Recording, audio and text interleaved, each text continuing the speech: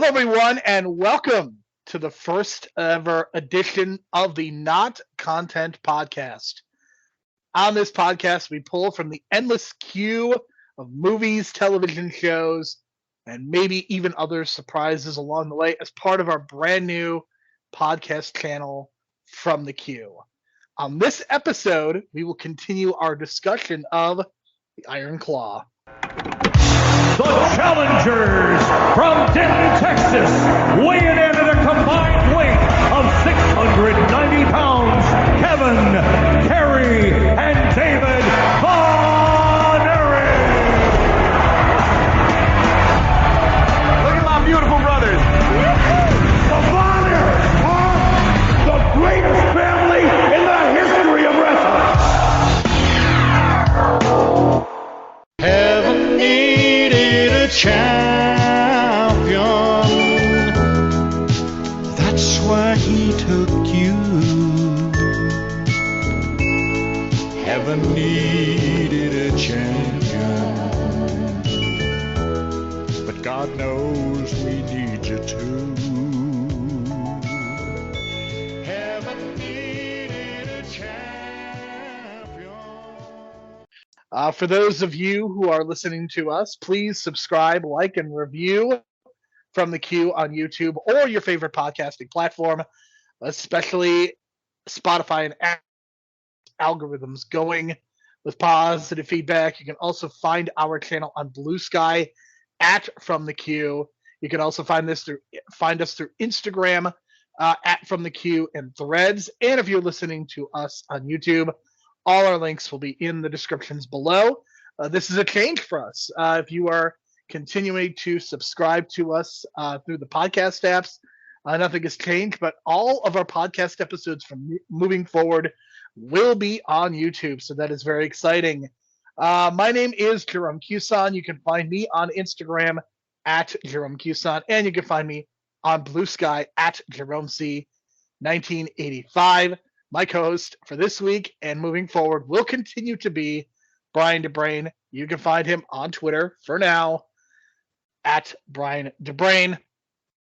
So what we are going to be doing here on our first episode of the Not Content Podcast is introducing our very first concept. Essentially, on the first Tuesday of the month, we will host an ongoing series entitled The Right Match. This is something different that we have done in the past, but what we will be doing is we will be taking a movie, maybe even a television episode if things turn out correctly. We will pair it up with a wrestling match of our choice. Some of the connections are going to be obvious, others will not be as obvious. We are going to begin the series tonight. We will not only be continuing our discussion of the movie The Iron Claw, but we are pairing it up with a match, a professional wrestling match from May 6th, 1984, Kerry Von Erich versus Ric Flair from Texas Stadium at the first ever Von Erich Memorial Parade of Champions. So not only our first episode of the Not Content Podcast, but also bringing in our concept of the right match, pairing up a movie with a wrestling match of our choosing. Brian, that is a very wordy and long introduction that hopefully we will pare down eventually as we go through here. But Brian, when we recorded our first initial episode, I had just seen The Iron Claw that day. So I've had a week to kind of think about, reflect on it, let it kind of marinate in my head, do some additional reading. We are here about a week later to discuss the movie as well as the match. So Brian, any thoughts that have been marinating over the course of the last week? Well, it seems like I'm not the only one, and you're not the only one as well, that like totally feels like the actor that played Ric Flair was totally miscast, and it was a poor performance. And I finally showed you the clip from Eastbound and Down of Will Ferrell as that car dealership guy, and you even thought so too. You agreed with me that was a much better rendition of a Ric Flair on screen than what we got in the movie. And it's nothing but these tweets I see. There's probably memes coming that I don't even know about yet. But everyone's posting that one clip of the Ric Flair promo from the Iron Claw, and everyone's making fun of it. Some people are like, saying it's fine or whatever, and I get it. But hey, man, it just makes me want, like, I don't know, a Ric Flair show maybe? We've had so many documentaries about the guy, but it would be a fascinating show. We don't need that. We don't want that. Nope. I don't know. It's just it's a got bad history. So here's the thing. To me, I think the fact that the Ric Flair casting has caused so much controversy is pretty incredible to me, because you look at the reality of the situation and where we are currently with Ric Flair, and Ric Flair is essentially persona non grata in many ways. But I think it says a lot that people are still angry at the Ric Flair casting, despite the fact that people are not particularly enthralled with Ric Flair. If Ric Flair was a beloved character, the discourse around the casting, I think, would be even worse.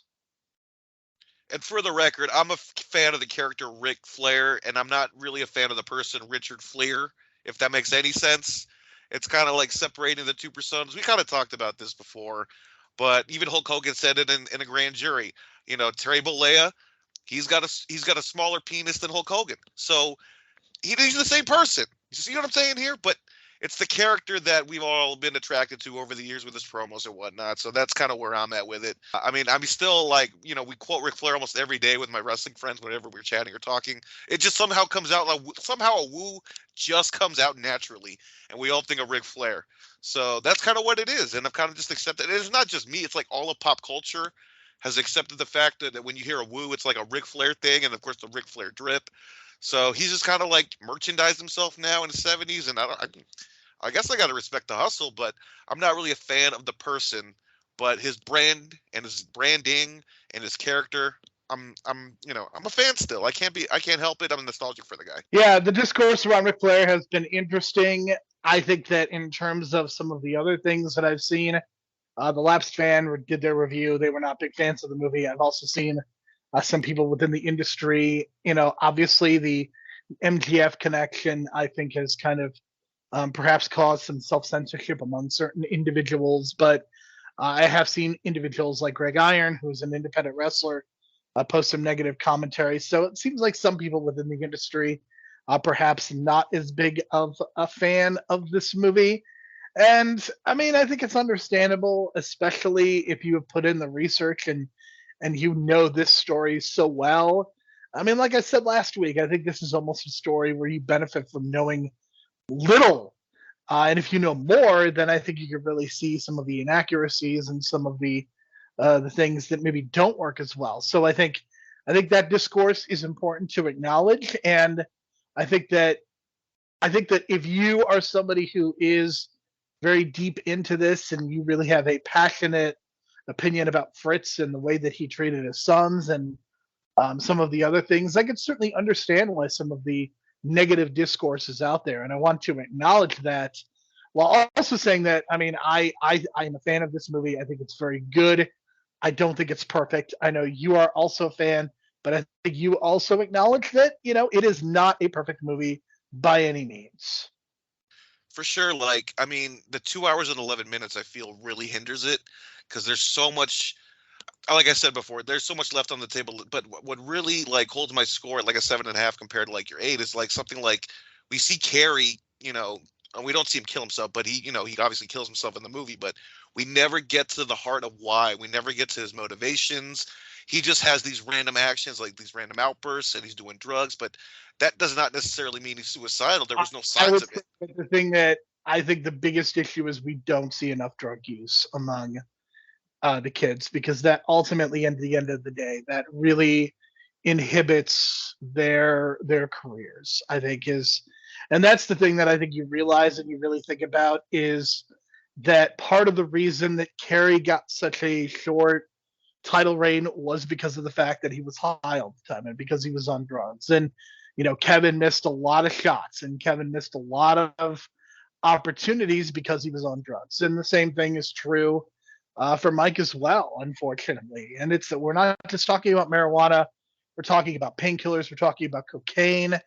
You know, I think that is something that another aspect of this that perhaps deserve to be addressed better is the drug use. And I think that certainly in 2023, maybe we have a harder time kind of absorbing the idea that this is just what the 1980s was.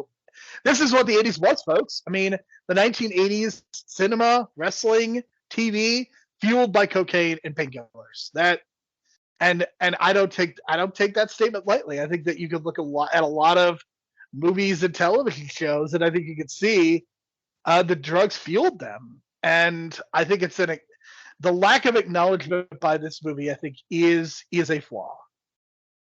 For sure, and that kind of goes into music as well. This is a little bit of a side tangent, but I remember some interview or I forgot who it was, but they were talking about music production back in the day. In the 80s sounds different because people on cocaine hear sound differently. Therefore, when they're hearing things from a speaker, it sounds differently. So they're tuning it differently. That's why certain 80s songs sound a certain way because they were edited on cocaine, basically. So yeah, that's a thing. Like, it's a real thing. And yeah, maybe that was it. That was missing from it for sure, because it just seemed like he killed himself out of nowhere, and that's clearly not true. The dude was going through so much pain. The foot, and again, the foot, kind of going out of order. That kind of bothered me. But if you're a casual fan, you don't even know. And to speak to that casual fan kind of thing, over the holidays, my cousin, he's 14 years older than me, turning 50. He saw the movie. He took his kids, his two daughters, 17 and 19. And the reason they watched it, and it wasn't Zac Efron, and I think you know who, Jerome, who did they want to see in this movie specifically? Was it Jeremy Allen White? You're damn right. He's a draw to the ladies, folks. So I get the casting now. Because of Shameless. I think Shameless undoubtedly plays a role. That show it was on Showtime. I know it's streaming on Netflix. I know that's a big deal among certain individuals, even more so than The Bear. I think The Bear has certainly expanded Jeremy Allen White's audience, but I think for a lot of people, Shameless is the bigger draw. I'm not sure based on their ages, but based on their taste, it wouldn't surprise me if they're Bear fans, because they're into cooking, so it kind of makes sense. So, but they're really into them, and they were sad too, but they love the movie. So, to them, they don't care that to them, and then the movie Starrcade happened in 1980, or the fact that Kerry Von Erich lost his foot the night he won the NWA title. Like, it's totally not true. So, of course, that kind of thing will bother me, but, for a casual audience, it works. So I'm not holding that against it, you know what I mean? And it did bother me, but that's not part of my score, you know what I mean? It was more so like the lack of motivations here and there. I mean, I was focused on Kevin. Let's remember that. It is focused and centered around Kevin. So based on that, you're not going to get a certain perspective on things. But I did think, in terms of the drug use, I think they got it down with Mike, because like that was pretty spot on, from like the Dark Side of the Ring, the documentary, the actual interview that was on live television. Before the suicide, yes, but they don't. I mean, the reality is that Mike was arrested a couple of times. He was in a couple of accidents as well, and a lot of that pertains to some sort of drug use. So I don't think that they really had the temerity to get into some of that. And I think that is a legitimate issue with this movie, is that they're certainly willing to portray Kevin as this almost heroic figure who was able to withstand the suicides and the tragedy of his family, but I don't think that they really have the wherewithal to get into some of those things. And I don't know whether that is influenced by other individuals,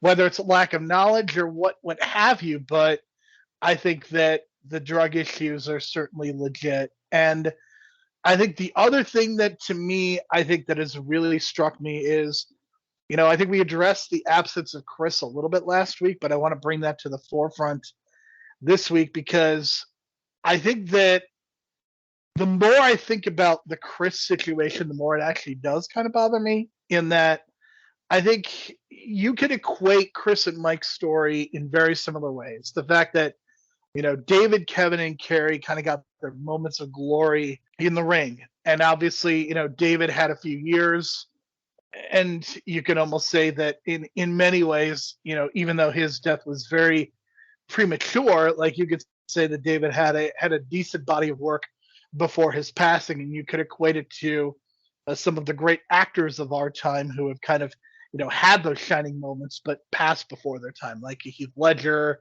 or River Phoenix. But obviously Mike and Chris, they didn't really get that.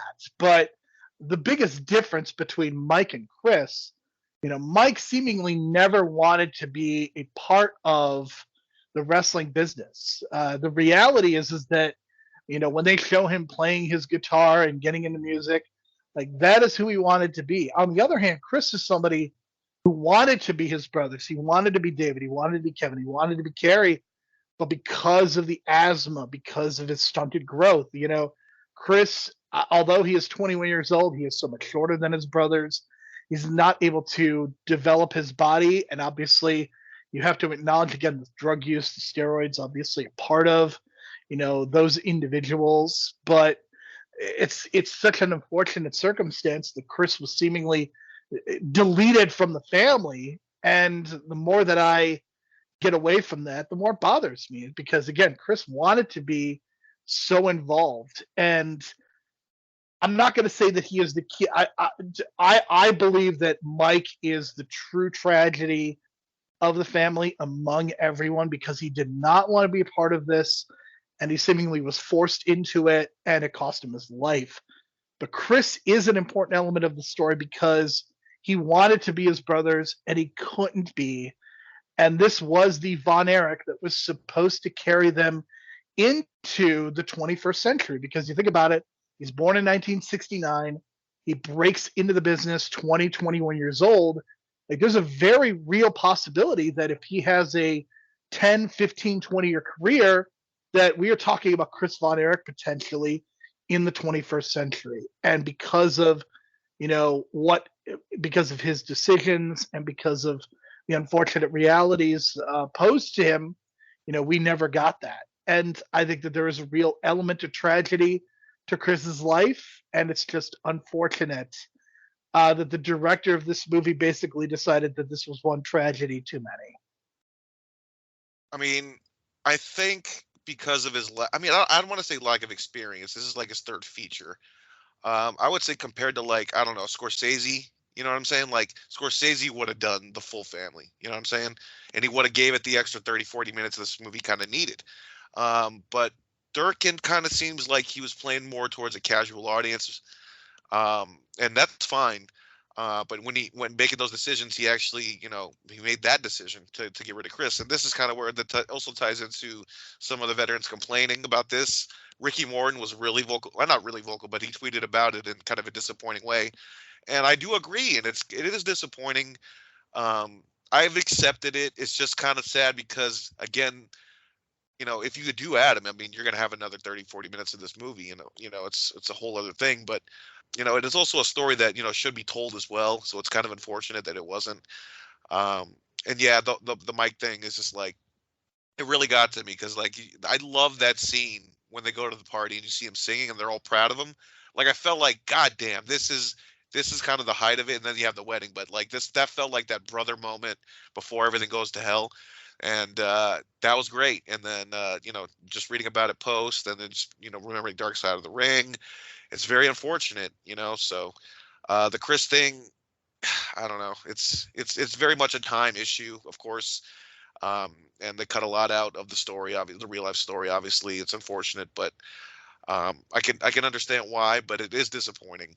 But to a casual audience, again, like, no one's really going to know until they, watch a Dark Side of the Ring or something like that. But I'm not sure, like, the casual audience that watches this is going to go, like, look it up even more so. I think they're going to just take this movie and just be like, okay, that was enough. So I can understand why less tragedy, but it is a story that should have been told. And again, this kind of makes me, call out that this should be, like, a series in the future, like, multiple seasons of this family dynasty, so to speak, I guess, if you want to call it, that kind of becomes the tragic end. So that would give Chris time to develop throughout the seasons, and you see him grow. Compared to the first season, obviously that would be something to watch. Obviously, because Brian, the problem with Chris is that he doesn't grow. Is the issue? Well, I mean, not grow, but like him, like at least put up. Because if you look at his pictures compared to like his promo shot, he's got some muscle. It's not like he didn't have muscle. You know what I'm saying? So I would say in terms of muscle. Honestly, he looks the most like Terry Gordy. Like, anytime I see a picture of Chris, I'm like, is that Terry Gordy's brother? Like, that's who I think of. Probably because he was trying to pack the weight, and that's understandable. Considering that he was trying to put on the weight and the lack of height because of that. Yeah, I understand that. So that's what I'm saying. Like, I think it would be interesting to see him like in a season one where he's probably not as like thick, and then like see like the side drug use and possible steroid use to try to get to that size so he can live I to mean, the the way that I envisioned it is that I think it would be really tough to do multiple seasons. I think if you do a mini series where you focus on each brother and an episode about Fritz, like you do 8 to 10 episodes, I think that probably tells the story in so many ways, because I think if you do 3 seasons, that probably that's quite a commitment. I think it's really tough. I think it's a really tough series to pull off. And again, I don't know what the level of interest is. Like, this is going to be, like, in terms of independent movies, like, this is going to be a decent, not a terrible box office, but certainly not the kind of box office that is going to ring a lot of bells in terms of increasing the profile of wrestling. And I've seen some people talk about the idea of wanting a Chris Benoit movie, which I have absolutely no interest in. I don't know about you, but like, that is not a story that I need to see put on screen. Because I mean, you want to talk about a tragic ending. It doesn't get any more tragic than that. And I don't even think the Chris Benoit story is nearly as interesting as the dynamics of the Von Erich family. But I think that it's unfortunate that we don't get a lot of Chris. I think it's unfortunate that that we miss out on some of those on those details, because again, there are a couple of aspects to this, like the fact that the part of the prominence of the Von Erich family has to do with the fact that the Texas wrestling was broadcast on the Christian Broadcasting Network, which is such a huge part of the 1980s narrative of this revivalist Christian narrative as well, and also the oil economy playing such an important role. And I think that is something that doesn't get really addressed in the movie, and I don't know that you necessarily have the time to include it, but boy oh boy, I think it's something that is worth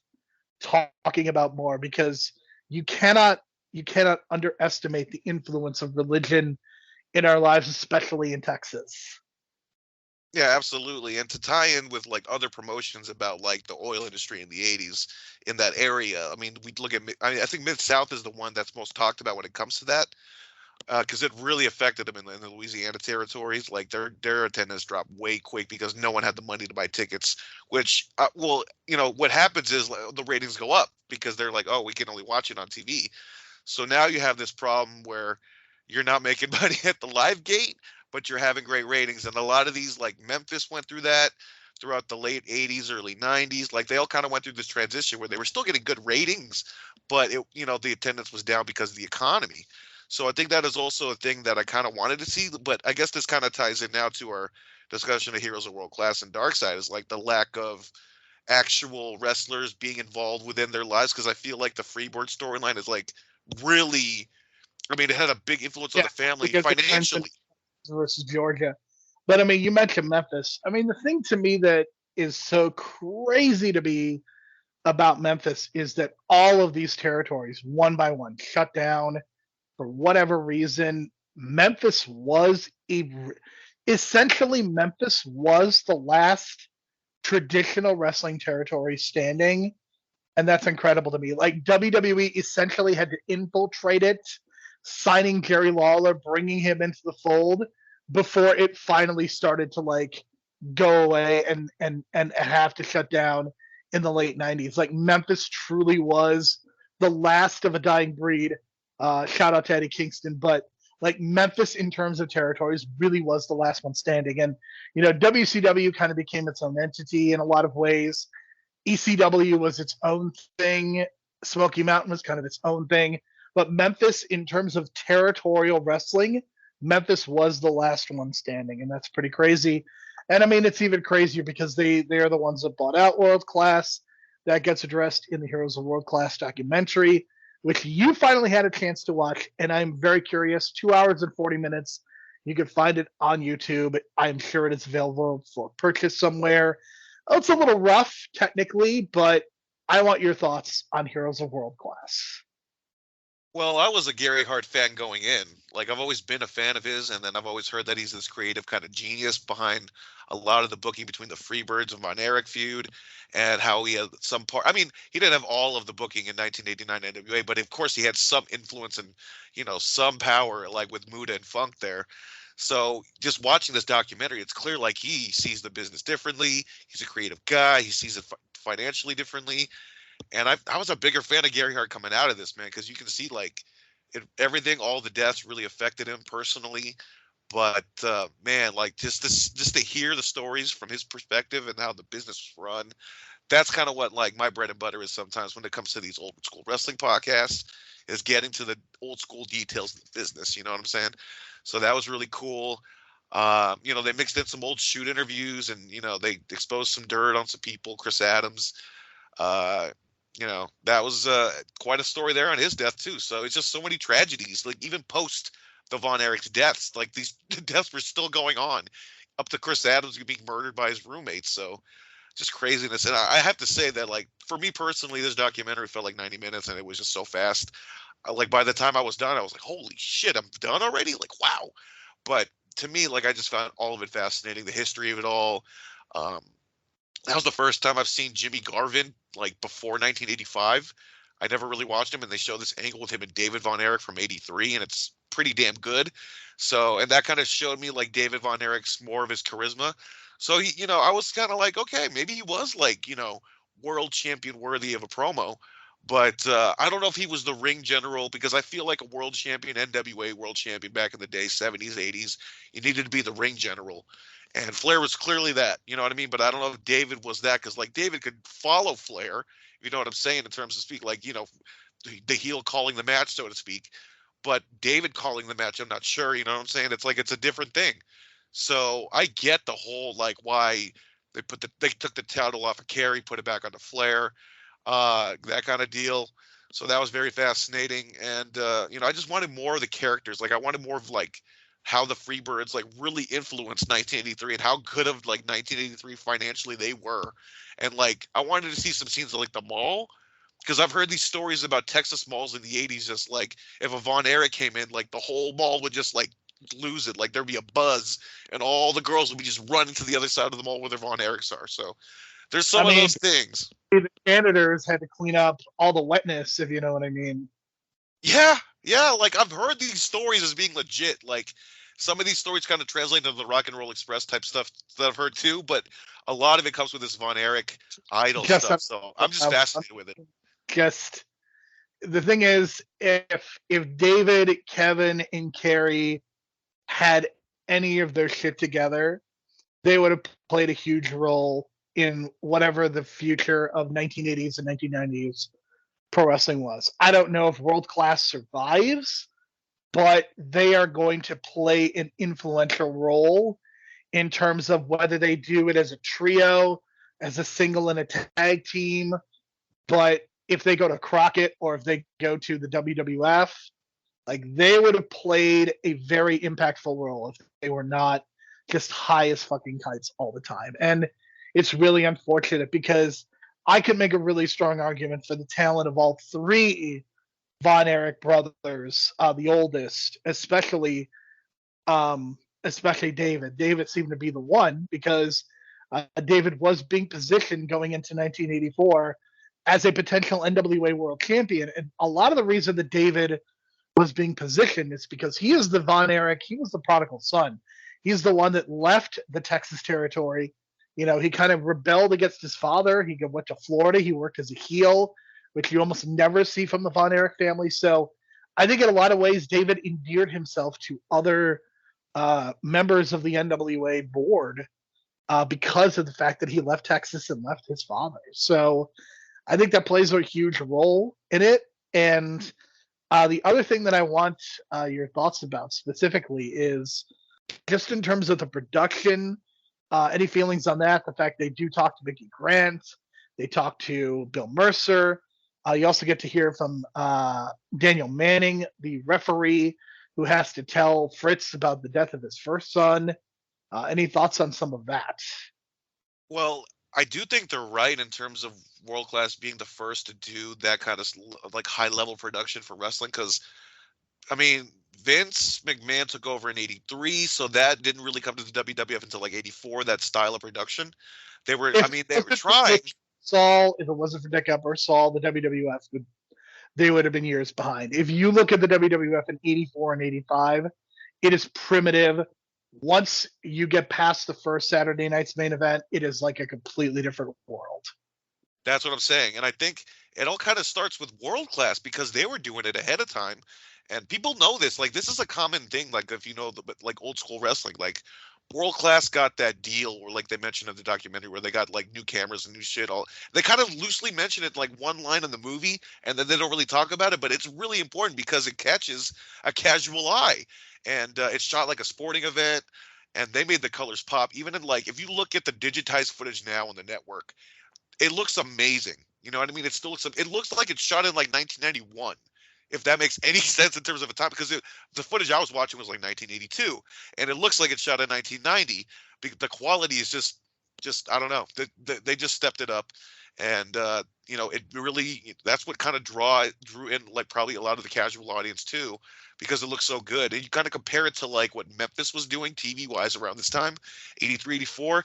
That looks primitive as shit, dude. I've seen some really bad looking Memphis TV. If you look at the Memphis TV with Terry Funk and Jerry Lawler in that empty arena match, it looks like it was shot on a camcorder. And because of the production quality, like Memphis was recording over their master tapes. And that's notorious what they did because they didn't have an extra tapes. So they would just, and as you do that, you deteriorate the quality of the video each time you do that on old school like tapes like that on film. So of course their quality is going to go down. So Memphis was doing that. Crockett was slightly, I don't know, I would say World Class was still better than Crockett in 86, 87 in terms of production too. So it's really like eye-opening when you kind of compare the footage now, especially that it's digitized on the network or Peacock or whatever.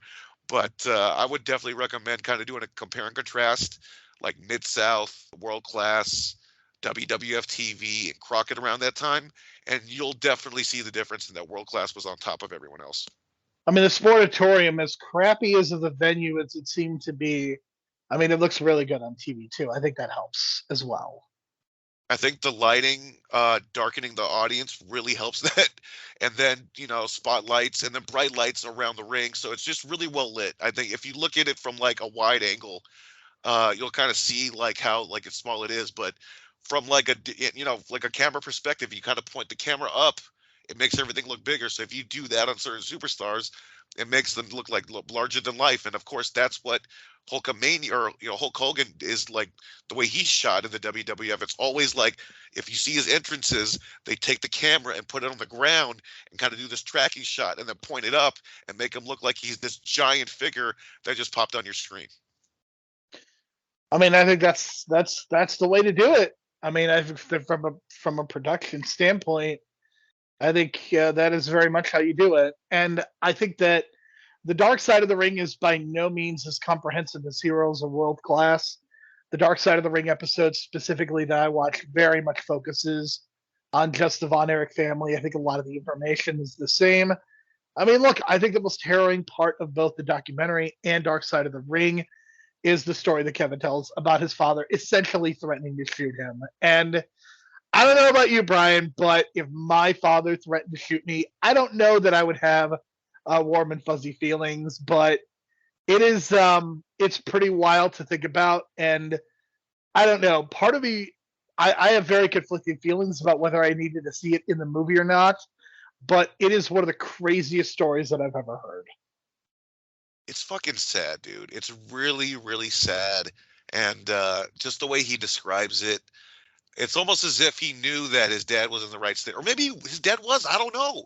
He makes it seem like he wasn't. But knowing Fritz, it's like that could have just been his personality. Who knows? But, man, I mean, but it's the thing. The sad part about it is that he seems to have forgiven his dad for it and thought like, okay, this is not him, like immediately. But I don't know if that's the rational mindset or what. But, man, in that situation, I don't know, man. Does self-defense mode come in, like flight or fight or whatever? Does that kick in? It's like, but it's your father. It's crazy. But They kind of did that at the end when he choked him out, because that I don't think that actually happened in real life where he choked out his dad. But that was kind of like that metaphorical, like Freudian thing about defeating your father and finally becoming the patriarch of the family kind of metaphorical thing when he choked him out at the end. So this didn't exactly happen like that in real life. But man, that story about Fritz holding a gun towards him, and I don't know, man. It's one of those scary things because it's not Alzheimer's related, but it feels like one of those Alzheimer's stories you scarily hear about sometimes. You know what I'm saying? I mean, apparently it was brain cancer, and I mean, look, we don't know the true impacts, but undoubtedly, you cannot separate who Fritz was compared to what he tried to do with his son. And I mean, it's just very hard given what we know about Fritz. And I think any podcast that you listen to, any of the news reports, I mean, it's pretty brutal. I mean, the assessment of Fritz, I mean, I think in some ways the movie kind of lets him off a little bit light, but just in terms of who Fritz is, it's not great. And again, there's a lot of great information out there. Dark Side of the Ring, Heroes of World Class, the Laps Fan podcast series. I know that there have been other videos that are on YouTube. If you go and check those out. But Brian, before we go, we wanted to discuss as part of this concept of the right match. I know that you and I are going to discuss a wrestling match, and this is right up our alley because this is what we used to do in another life. But tonight we are going to talk about Ric Flair versus Kerry Von Erich in Texas Stadium in Dallas, Texas, May 6, 1984, what essentially is the David Von Erich Memorial Show. And this is, of course, the match where Kerry Von Erich wins the NWA World Championship for the one and only time in his life. This is the one time the Von Erichs got to celebrate an NWA title victory. And I think that there's a lot of emotion attached to it. You know, it is, of course, referenced in the movie itself. There is a little bit of blurred actual footage shown. We don't get to actually see, like, we don't see Zac Efron and the Ric Flair actor actually wrestling. This is kind of done in the background. But just in terms of thinking about this as a wrestling match, given the context of what's happening, I mean, there's almost no scenario where Kerry doesn't win, given the tragedy. This is almost the NWA throwing Von Erich family a bone, it seems. I don't know that Kerry would have won the world title under any other circumstances, but I think in a lot of ways, as emotional as this is, knowing what we know about Ric Flair and the greatness and some of the great matches that he has had over the years, especially when you think about, you know, the Starcades, Starcade 83, Starcade 93, the Steamboat series, the Terry Funk series. It's just one of those things where I can't help but feel watching this match in so many ways. It feels very perfunctory. Yeah, it's like he's asleep at the wheel kind of thing. Autopilot is what I call it. Because essentially this match is like 11 minutes, 12 minutes, but it feels like it ends right in the middle out of nowhere. And it's like they were building. If you know, in terms of wrestling matches, I'd like to talk Act 1, Act 2, Act 3, in terms of like almost like a cinematic story. This kind of just stops in the middle of Act 2. It's very strange. I don't know if they just wanted to go home really quick, or like Kerry just couldn't like go, or he was just high, or I don't know if the emotions were getting to him and Flair just wanted to go home quick.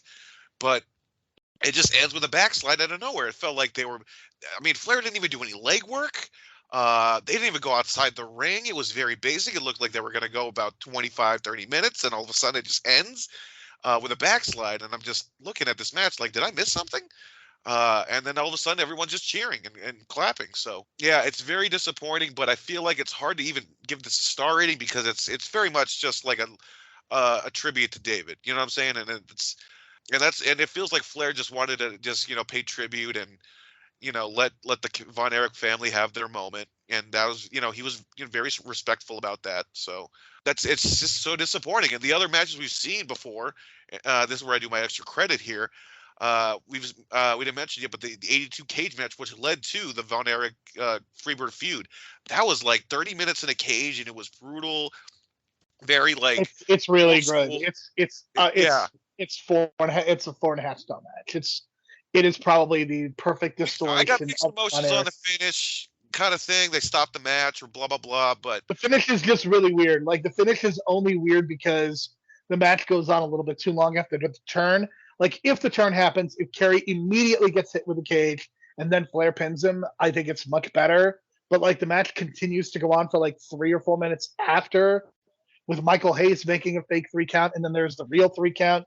It's just a really strange ending, but the 82 cage match is a must see. And I mean, the fact that it took place on Christmas is all the more special because it's an extremely memorable holiday match. But I mean, this is just the '84 match is just very much about Kerry getting his victory, and it feels like a Ric Flair house show match, and that's not necessarily an insult because if you do some reading surrounding this match, I think you will find that Ric Flair was a little bit concerned about Kerry's state of mind, shall we say, in terms of his drug use. So that's why you get the backslide finish as opposed to something perhaps more complicated. Because Brian, I don't know if you realize this, but there is a Kerry Von Erich Ric Flair match. Apparently, it's even on video of Kerry Von Erich doing a sunset flip, and Ric Flair isn't there, but he still sells it like he's doing a sunset flip. oh, I've heard these stories, man. I've heard the story about Kerry like not being able to lace his own boots before a 60-minute match with Flair, and Flair having to like carry him around for 30 minutes on the ground. Oh, like I've heard these stories, man. It just breaks my heart because I was a big Texas Tornado fan as a kid, and this is where I can share my story that I had this flashback recently. My fourth birthday, wrestling themed. I did have a Hulk Hogan pinata, and I body slammed him and gave him a leg drop in front of everybody and got a cheer. But my cake had 2 Hasbros on the top. One was Greg Valentine, the other was Texas Tornado. And I'll always remember that Texas Tornado because it actually had the discus punch gimmick. And I was a big fan, man. And then all of a sudden I hear about his death. I was sad. I didn't know how to I didn't even know what a suicide was at like age 5. You know what I'm saying? Like, no, I didn't even know how to comprehend that. So in my mind, I was just like, oh, he's gone. And then all these years later, it's like, wow, this was more of a tragedy than I didn't realize at 5 years old. So it's just unfortunate, man, because I know these stories of him going loaded to the ring and Flair having to carry him or whoever. It even kind of ties in with the fact that when he got revealed that he had 1 foot, like he was wrestling Colonel De Beers or something, and he went outside the ring and he kind of unlaced his boot for some reason or something like that, and it shouldn't have even happened, and it's unfortunate. But I would say the follow-up match in Japan, which I found online, for some reason the version I watched had to cut out the ending, so I had to find a different version. But it's 2 out of 3 falls. It's actually really good. Not as good as the cage match, but compared to the 84, the David Von Erich Memorial match, it just lacks the emotion because it's just kind of like a random match in Japan. And from what I've heard, or what Flair claims, is like him and Harley were on a different tour, and Kerry was like the NWA champion on tour in All Japan for like that month or whatever. And after like a few matches, like they called him in to take the belt off him. So I don't know if he pissed off Baba coming loaded to the ring when not supposed to, especially in All Japan. That was a big no-no. I mean, I would guess that the NWA did not want Kerry to have a long-term title reign because you're in 1984. You're really transitioning from the idea of the NWA as a series of territories to really Crockett within a couple of years. I mean, Jim Crockett is essentially in control of the NWA title. Yeah, and I can't imagine Kerry being in that role for so long, as the world champion. So I can't. I mean, I can't even. It's wild to envision this happening after Starrcade '83. Like, this is 6 months after Ric Flair defeats Harley Race in one of the most emotional wins in the history of the NWA in terms of Ric Flair, and 6 months later he's losing to Kerry Von Erich, and it's the history sometimes is just crazy to think about. Especially that he was a heel in Texas, and then he had that babyface run going into Starrcade and Crockett. So it's that's how the territories were. You were a heel in one place, babyface in another. But in this case, it just felt like this was a series of matches that ended on a disappointing note. You know what I'm saying? And they've had rematches after this, and I think I've seen 1 or 2 maybe, but they're not nearly as good as like these, the one in the cage and like the emotion of the David Von Erich one. But the Japan one does have some good work in it because it's 2 out of 3 falls. But it is interesting to see because Flair always claims he's never won with the figure 4, but he did actually get a fall with the figure 4. So I do pop for that anytime Flair actually gets a win with the figure 4. It's also worth noting that Ric Flair was never hugely over in Japan. I mean, I think that is what is so fascinating is that Terry Funk and Hulk Hogan are two people who very much got over in Japan in their own ways. And I think that's what people sometimes forget, especially about Hogan. Is I the would fact say that, DiBiase was even more over than Flair in Japan. To be yeah, I honest. mean, I would say that DiBiase was, but Savage and Flair never hugely important in Japan. And obviously, Savage didn't have as much time there, but I mean, Ric Flair would go there, and certainly, he had his moments like this one that you mentioned. But Ric Flair never hugely over in Japan, and that is certainly, I think it's just tough because so much of Flair's ambiance was about the promos and stuff, and with the language barrier, I mean that makes it really tough. And just the way the Flair structured his match is probably not as conducive to getting over in Japan as well. But obviously, him winning the NWA title back from Kerry Von Erich in 1984 is a pretty memorable moment. But yeah, I think the match in Texas Stadium is kind of a disappointment. And hopefully, as we do this in the future, we will have a lot more to say about the actual match itself. Because Yeah, again, 12 minutes of a Flair match that's cut in half, literally. It's like it's so, I don't know. It was it's a jarring very the weird. first time I watched it. But I will say, I do miss the fact. I remember when stadiums and arenas were actually distinctive looking, because it feels like all the football stadiums look the same now. All the basketball stadiums look very much the same. Like Texas Stadium has a very distinct look to it. And even when watching football games, like you could tell when a game is at Texas Stadium as opposed to when it's at Old Soldier Field or the Candlestick Park. Like all the stadiums just look the same now, and it's really frustrating. I don't know if it's just the roof, like like going indoor to outdoor, the roof thing has become like a really I big think it's thing. just I think every stadium just intentionally looks generic. Like I know that people love to talk about Jerry World in Dallas, but to me, whenever if there's a game in Los Angeles versus Dallas, it's the same thing. It doesn't look any different to me. I know what you're saying, man. I know exactly what you're saying because I mean, there's this other show too that looks really awesome. I think it's a WWF show, like '88. I think it was in Milwaukee or something. And they recorded it for Coliseum Video, and that's The the one with Fulton Andre and County, Hogan. yeah, WrestleFest '88, Yeah, that and looked then David great. Cage. Like on camera, it looked great. Like it looked like you see like all 40,000 people or whatever it was, and it was well lit. And also maybe like there is something about doing a show at like 3 p.m. You know what I'm saying? Something about that daylight with the blue I sky.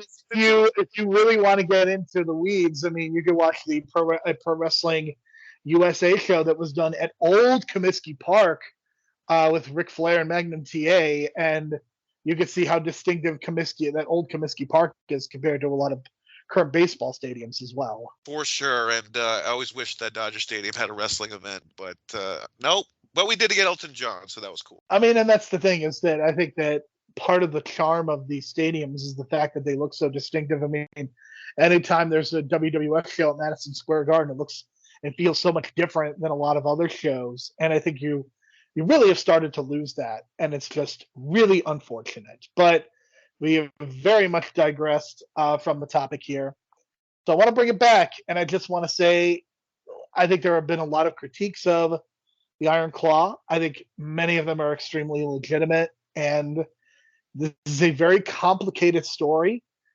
There's a lot of tragedy involved with the Von Erich family, but I hope that this movie has allowed people to really reflect on the family and the significance of these events, and hopefully has made them realize just the reality of the story, and hopefully people have learned what not to do, perhaps as a parent, in many ways. But I think that it is, regardless of what you think of this movie, I think it is very much worth having a conversation about.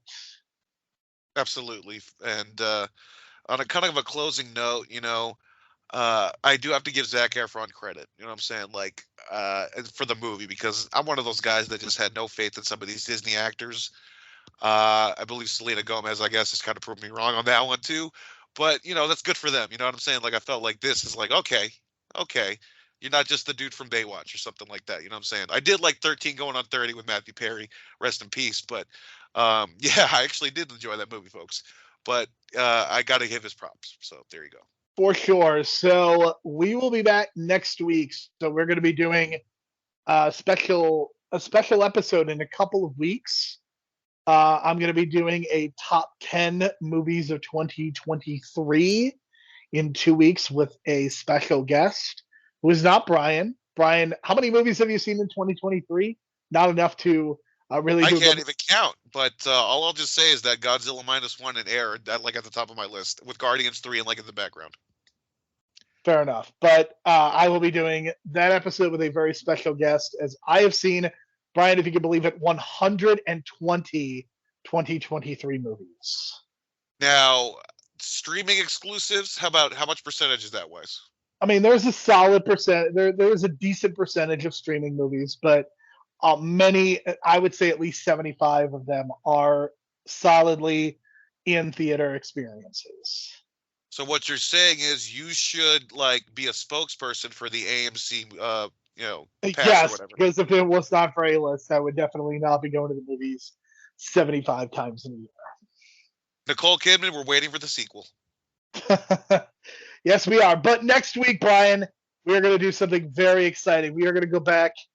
There was a trilogy that you and I have referenced very often in our past life, in our past podcasts. We talked about the chalkboard. We talked about Marty McFly. Talked about Doc. I think it's time that we finally have an in-depth conversation about a trilogy that I know means a lot to you, means a lot to me. We are going to talk about Back to the Future next week. God, man, I just saw some parts of 2 and 1 on TV recently because they're always on TV, and they are always on TV. And it's 40 years since these movies came out. Yeah, I know. It's just every time. On our channel right now. I swear to God, Back to the Future's third act is like the most emotional fucking thing, dude. I swear to God, from the punch to the dance to Marty rocking out. I can't wait to talk about it. So we are going to do this next week. I mean, we're going to be doing this because it is very much a part of our origin story in terms of being fans of movies, in terms of being fans of cinema, IP. I'm very excited. That is what we will be doing next week. So for Brian, my name is Jerome. Thank you so much for listening to our very first episode content podcast here on the From the Q podcasting network. We will talk to you all next week.